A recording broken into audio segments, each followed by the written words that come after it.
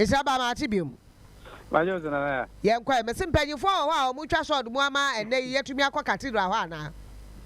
Ya me no ka say de panyini bia answer da me pie mu e wa say na yenyane ntie se cathedral no say dia wo mo pese o mo ye nhihye no wo mo be courses match no wo mo wi a na ne o mo di speed aba ansa na o matimi aba ba ye nhihye bia o ha say nti wo be pie mu ha say dia na say dia we be ze man made dam say dia tie no sa pepepe e na tie a bibia nhye da enkoso ye nti agi say bia 6 match no mapon Africa for area ansana womo afabri mountains ababe piem ewo ye cathedral hono enti me no ka say describe said the hot here kire me said ya eho etie sese ya no unse ya na yeta akosra san kakra said ya omutu foundation na nsu to ana ataimo no sa na etie na machine bi minim said ya machine no minim ni din de unse sa machine tintin na ya sese a etimi efa blocks ede ekowi mu enu bi na esi wonum sisi a womu etwa foundation no sabe etie no nso to ana atai mu na nan se unse nso nhyeda entoto ntie ka me ya se de womu ndie arewa ne sa amana no sabe etete a womu etwa foundation no sa pepepe na tie womu agya no ho sa abesi ne a se ubia ubenya kwan agbaura mu sabe etie no sa pepepe womu enhye ase ase bi a womu to blocks na me karikari mani ase mehu ebia ebo na empanyinfo kofa free Israel ba na mfo se bia oba ne da abate no ma chin ho no a mehu sa abo ne echi o pebo wa foundation na me ni asase ayetu foundation ayeto blog o pebo ho na me hwese bia ebo nda ba bia me no ya adwen mum na nka ya hwese bia no wo mo be sase de asase anazo mbe wi ansa no mo ape ba bi di sa abo na sia eju be pie mu a sade a etie no a womu to foundation no a womu atwitwa amana no edede mu no sa pepe penalty bibia nkoso ye nto blog bia enkase bia me ye sure say bia enne no said ya yenya ne ntie say ye wie smart na ansana womu aba be di huduma me gidi say bia after enne no enna edan amampanyin say wo si ama Yesu ba ne mpre nu so onye ba bia de mu no na sa asorefo nyina akomu asore no me gidi say bia womu wie smart no a ansana ombeba na dwumadie bi ho bia no womu ebewie dwumadie na ombedi wi na ebia ebesase dia na ya na eno no sisi ade bibia anhyeda enkoso ye medase papa anapai ni adwumadene ukoye de ohunu ye wode aboy amane anapai ye dase Nhyiraba na wote ne nka no na chese nei ye former finance minister currently international minister finance was a minister private sector investment where president unifutufo eba yesi kasemu a ya wo ka kire ye se enedue 2024 6 March cathedral mampanyini hye nyankopon bo no wo mbebia no enei bo hye na mbem ye ka sei adwuma no ya suspend e sign nkuntabu a enhyeda nkoyi adwuma no nipa woye architect a wo draw plan a eye dutwam Ghana ni what they say David Ajayi Ghana ni say David Ajayi na wo hwe na adwuma na nka waye ewo mmia hodo a na nka so ani yie ya nka bia cathedral no wo msi wie ya o hwe the way plan na tie ne ade kama pa ke be ye fede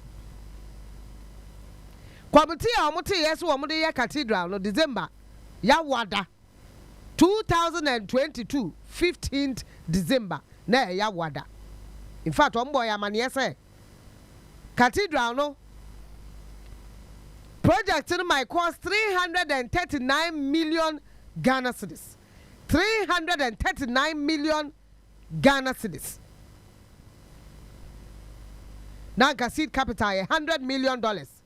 That is the budget that they said they will use. $100 million cathedral budget. No.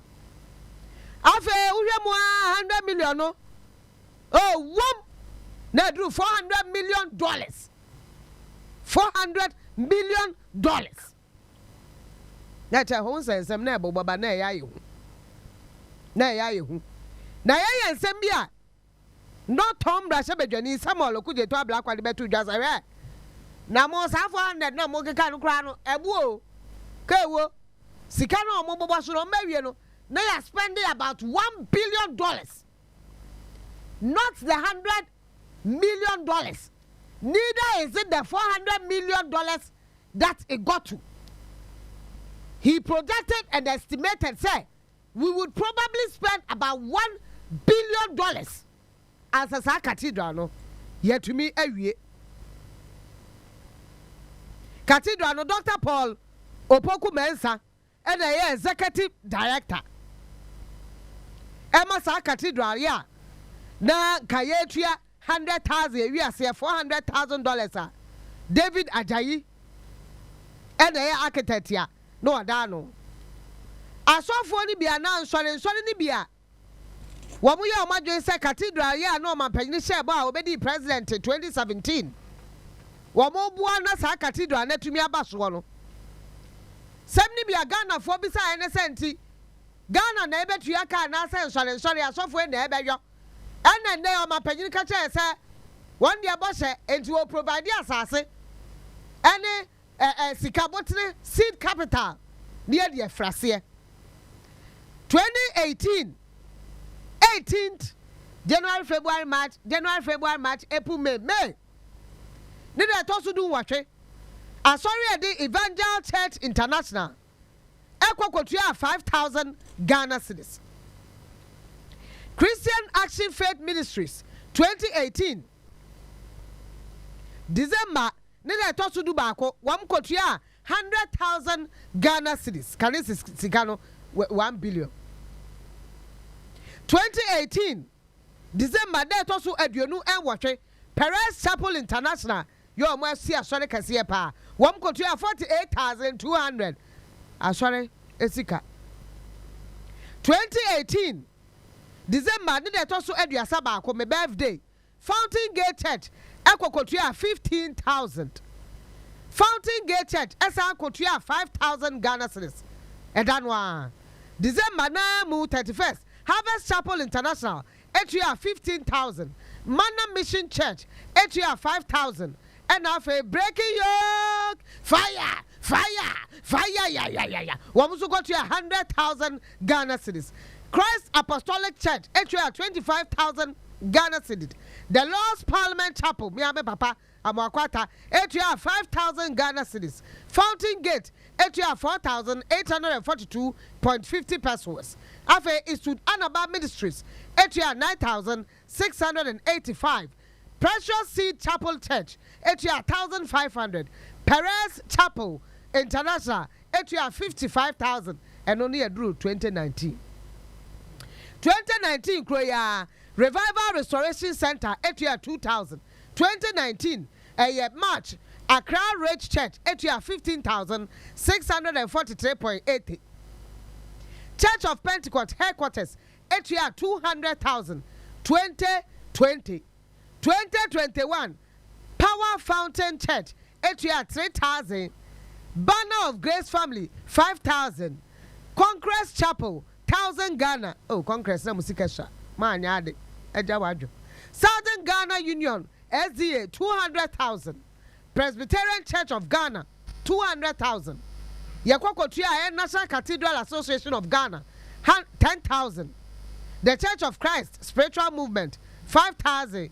Holy Love Temple, Musika Nyefe, 500 cities. Action Chapel International, Etria 200,000. Get Great Commission Church International, 1,000 Ghana. The Methodist Church of Ghana, Seshibekwai, 10,000. Assemblies of God, Ashanti West, 10,000. Presbyterian Church of Ghana, Kumasi, 50,000.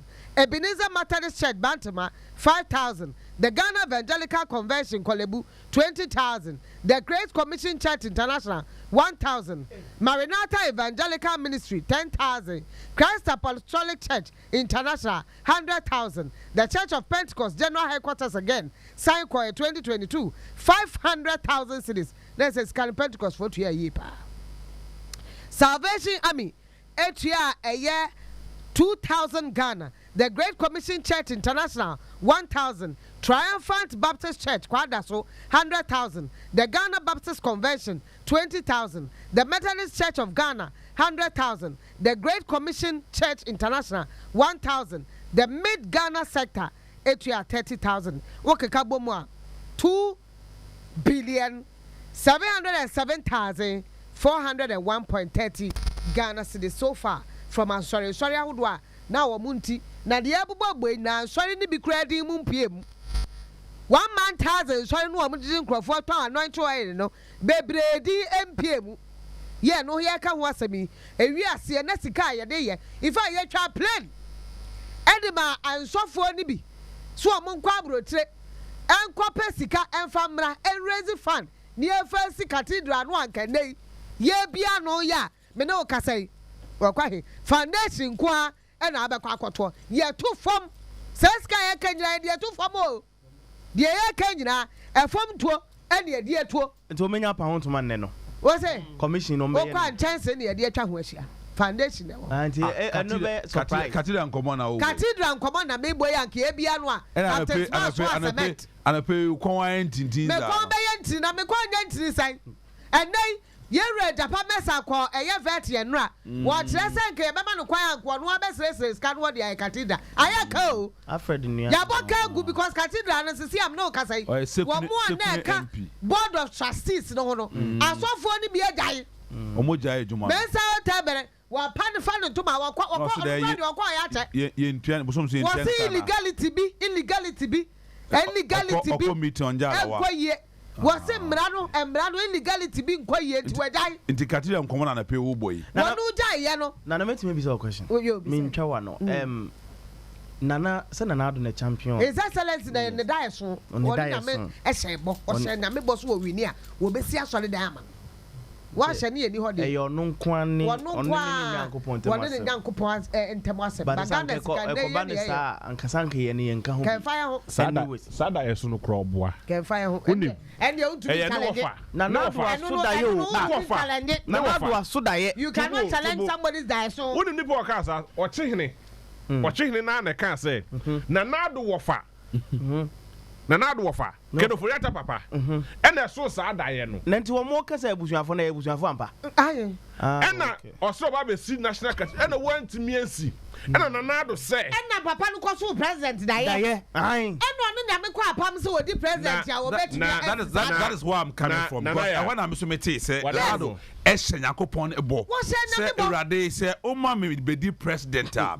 Messi asodan kakraka e dey ahyewo ni mu na me ama na di president e ba dey say no chihene e chire mu baby National Cathedral in fact saw ye enyo bia na ka yo in fact saw ye what said o sha nyame a so timi di so na wako oni o chihene dey saw ye answer wako ye bisa say nyamia no obetimi ayanse say ankoye breaking the 8 na kwaye obi fufuro na beba cathedral na nei ye jesi mu hosimi dwoso seselo obeye oni abam ko betimi sika because da sofo na ntumi an resist kana ansi na bona na Victory Bible Church kan ho scan abo say my movie oh check check me check say wa sore ka ho bia Victory Bible Church we na wa ko inside no wa ko down no wa check house of faith Victory Bible Church Victory Bible Church you know you spectacle e bia tire na mukotua ya because we no epem 2022 mu ba fare ana you kicking yi ene me yan ka bi wo hwe na sa fashion biom menyina me so sa fashion na hwe mu ye na aha correct na sa fashion na hwe yo Alfred me sa hwe biom me be boy asore no Evangelical Church International Christian Action Faith Perez Chapel Fountain Gate Harvest Chapel Manna Mission Breaking Yoke Christ Apostolic Alfred Masolim eya kwase ho uya no abia kire no phone no so ahwe se ubehu House of Faith nso ma me say mo House of Faith no pe umu na ebre o kon titi House of Faith 2022 dey House of Faith entu nim enti no ka say Alfred we no ahwe na akwaye ka one hwe na akwaye uncompleted project I have some concern ya di sika akwa wura mu a ebe kwa akwaye simidweso Yeah, Ghana's problem. It's normal because secondary sports is room still no. You just room.